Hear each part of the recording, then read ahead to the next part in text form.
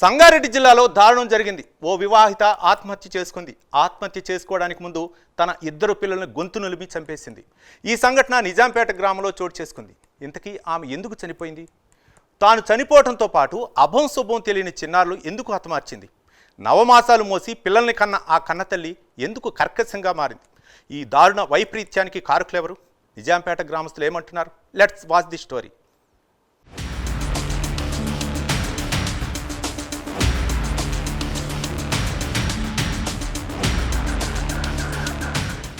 నిజాంపేట్ గ్రామానికి చెందిన కొత్తపల్లి ప్రేమల అనే మహిళకు దామర్చెరు గ్రామానికి చెందిన సంగమేశ్వర్కిచ్చి 3.5 సంవత్సరాల క్రితం వివాహం జరిపించారు. వీరికి ధనుష్, సూర్యవంశీ అని ఇద్దరు పిల్లలున్నారు.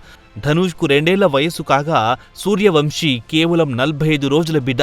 ఈమె 2 రోజుల క్రితం నిజాంపేట్కొచ్చింది. ఇంట్లో ఇద్దరు పిల్లల గొంతు నులిమి చంపివేసి తాను కూడా ఉరివేసుకుని ఆత్మహత్యకు పాల్పడింది. కుటుంబ కలహాలే కారణమని స్థానికులు పేర్కొంటున్నారు.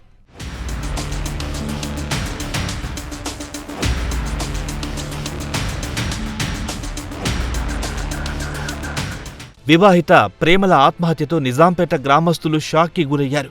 కేసు నమోదు చేసి పోలీసులు దర్యాప్తు చేస్తున్నారని గ్రామస్తులు తెలిపారు. కుటుంబ కలహాల కారణంగానే మరణించిందా లేక మరే ఇతర కారణాల వల్ల ఈ దారుణ చర్యకు ఉపక్రమించిందా అనే కోణంలో దర్యాప్తు చేస్తున్నారు. నా పేరు జగదీశ్వరచారి.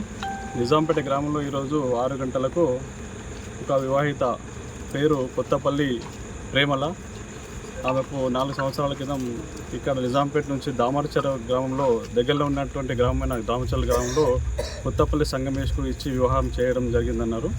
అయితే మొన్న డెలివరీ 1 నెల కింద డెలివరీ కోసం ఇక్కడ వచ్చి మొన్ననే వాళ్ళ భర్త వచ్చేసి వినాయకుని లడ్డు తీసుకున్నాం ఇంటికి పోదామని చెప్పేసి తోలుకెళ్ళి మళ్ళీ రిటర్న్లో నిన్న ఇక్కడ వదిలేసి పోవడం జరిగిందని చెప్పారు.